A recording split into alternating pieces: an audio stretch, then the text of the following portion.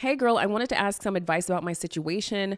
My ex and I broke up a few months ago. I moved out and realized immediately how horrible I was when I was angry. We were still kind of talking, and I begged to try again and sent apology letters, dropped him a gift. He said no and said he wants nothing to do with me. We initially separated for space. I didn't expect this at all. And he finally told me it's because everything I said in anger hurt him. Is there any way this could be changed? Is it too late, or is it too late for good to try? You guys in these typos. Okay, so nothing is too late. Like I said, everything is reversible. You need to forgive yourself. You need to forgive yourself. The reason why you're stuck on this is because you feel ashamed and you feel guilty and you feel bad about your actions. And I understand why, because if you popped off or if you said some bullshit when you was mad, girl, yeah, like that's really affecting you the most, because I mean, it affects the other person as well, but like it affects your SP, but also like you had to step out of alignment with your highest self in order to embody that unfavorable version of yourself to then pop off. And this is coming from the pop off queen. I know this story all too well. In my pop off days, when I would pop the fuck off and I would go motherfucking crazy when I'm mad as fuck, like that always hurt my own feelings so badly, deep.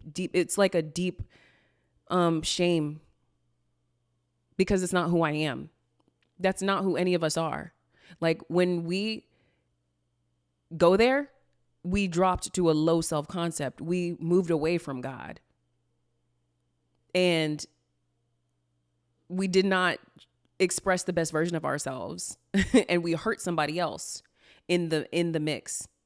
We hurt somebody else along the way. So I get it.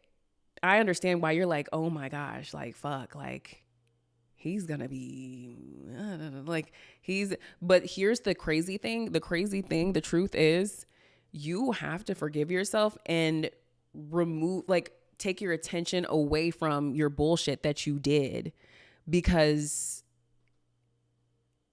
you're just going to create an environment. You created a reality in which I think he said, he wants nothing to do with me, and then he finally told you, because I'm sure you were pressing him, right? You were probably like, what is it? Are you mad? Are you, I'm pretty sure you were doing that, huh? Because your ego was looking for the validation or the confirmation that you fucked up. Your ego wanted the ego is so weird, because it's like when you fucked up, sometimes like there's a little bit of an addictiveness to us wanting to hear it. Like it's like, just go ahead and say it. Tell me, admit to me that I fucked up. I fucked up, didn't I? Say it. Why are you mad? Like, it's like one of those things, like when you're in a low self-concept, you do that weird bullshit. It's like when you're in a low self-concept, you do that dumb shit where you're like, you want to, like your ego is trying to like sabotage.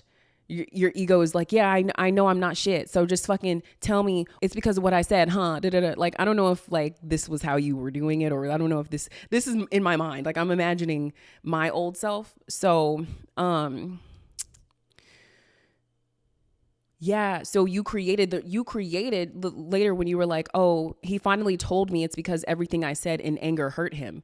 Girl, you created that. Like you created him saying that to you. Like he just reflected back to you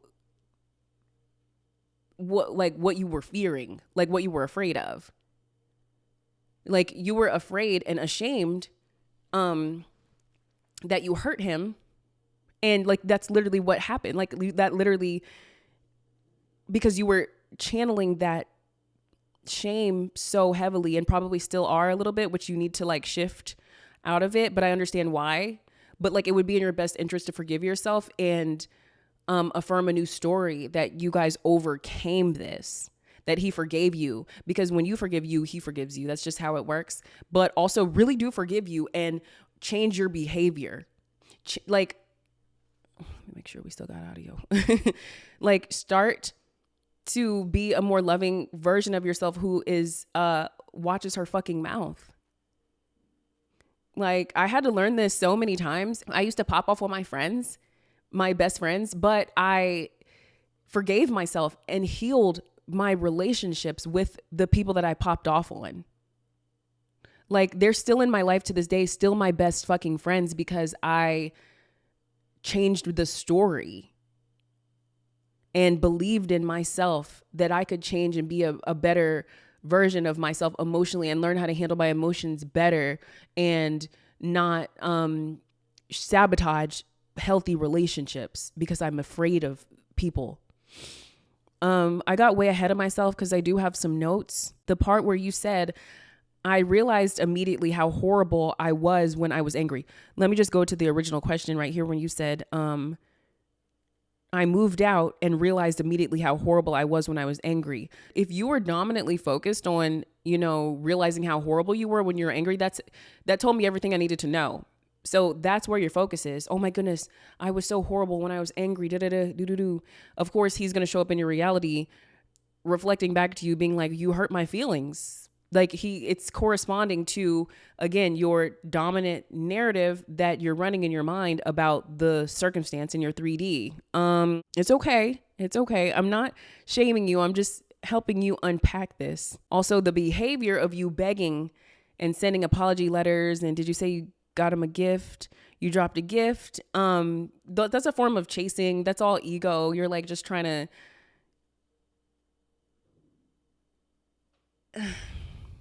you're trying to make yourself feel better.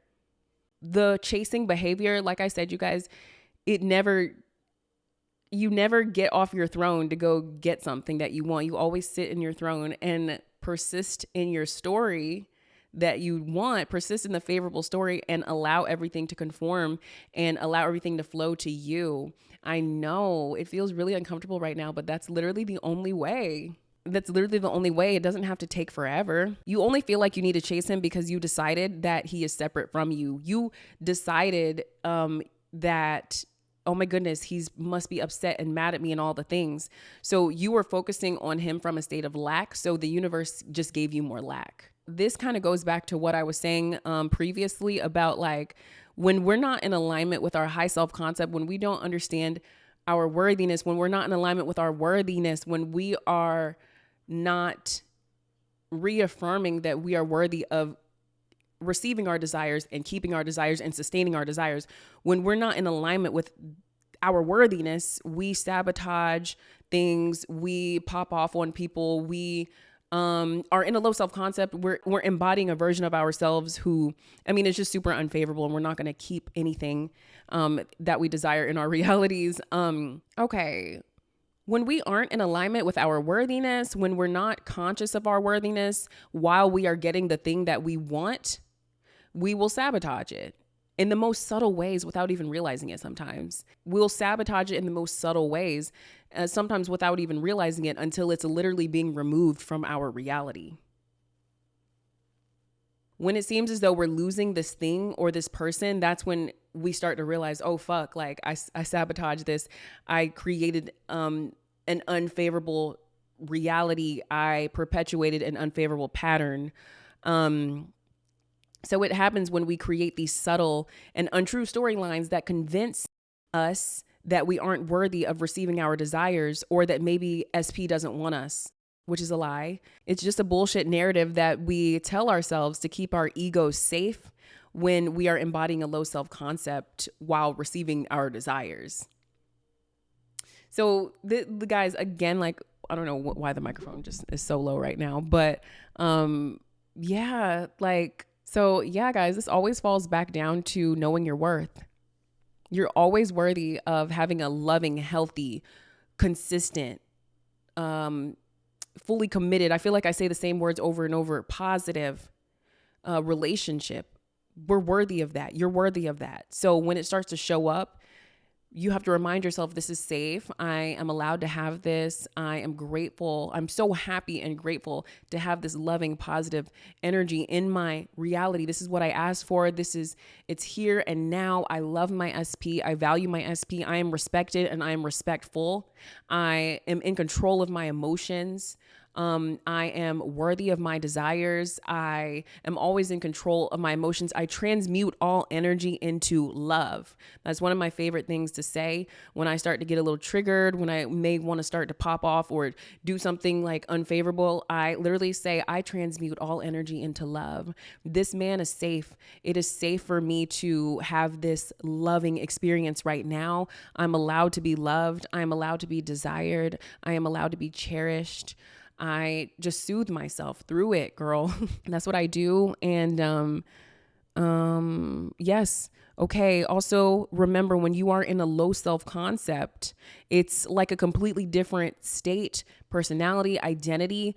It's completely different than your high self-concept, and you aren't going to think the most empowering thoughts in relation to yourself.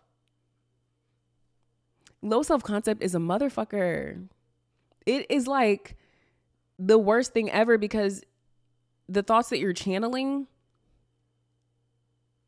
are lies. It's like you're finding ways and reasons and excuses that confirm the negative, unfavorable storyline that you have going from your old self-concept. It's like when your old self-concept is lingering, you're going to have like these thoughts that are going to be like, no, I don't deserve this relationship. No, of course he's going to cheat on me. Of course he's not going to like the way I look because I haven't been to the gym and all the things. Like, of course, like, because there's an age gap, it can't work.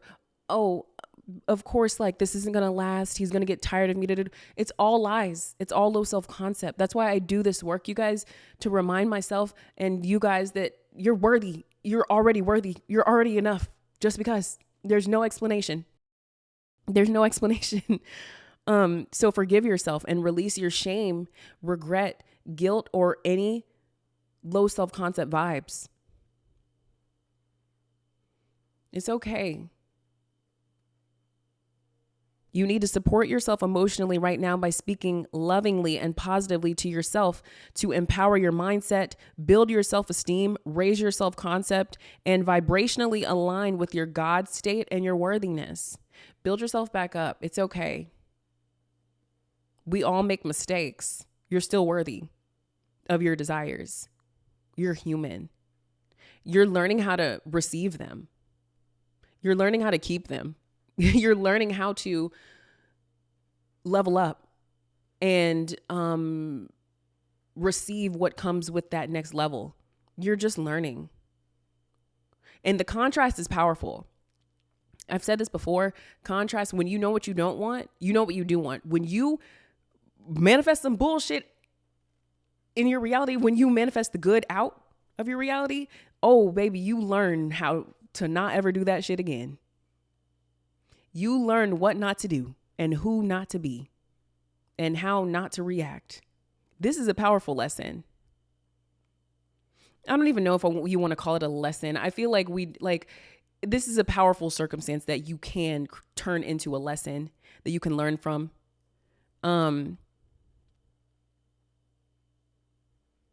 So you are highly attractive to all of your desires when you are embodying a high self-concept and feeling positive and assuming that things are working out in your favor, even if you're not sure how. So affirm, I love myself. I honor myself. I forgive myself. I am worthy of my desires. I am calm, respectful, and in control of my emotions at all times. I am loving, kind, and sweet. My vibrational state of being is highly attractive because I always embody a high self-concept. Everyone treats me with love, respect, and kindness. SP forgave me for my behavior. I forgave myself for my behavior. Our old story is dead. This time around, SP and I are closely connected. We feel even deeper for one another. This time around, SP and I express ourselves in a positive, loving, and respectful way. This time around, I am open, honest, respectful, and kind to SP. SP and I communicate with love, clarity, kindness, and authenticity. This time around, we listen to each other. This time around, we respect each other. Now, if I were you, I would focus on the woman that is respectful. Focus on being the woman. Focus on being the version of yourself who is respectful. Focus on characteristics that you can embody to be a good woman for yourself and for others. It's okay. You're not alone. You're not alone. I told you I used to be the pop off queen, baby. Oh, I called everybody some bitches and hoes and everything but a child of God. So I never want to show that side of myself to anybody anymore. I don't want anybody to see that side of me.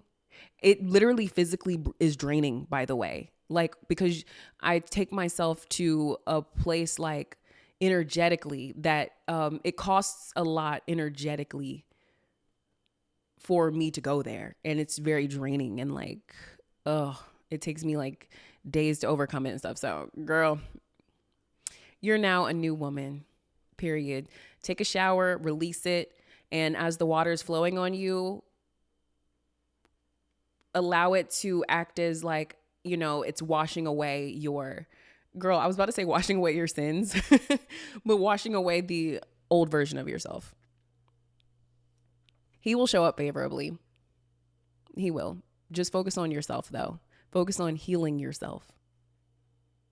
Healing that wound.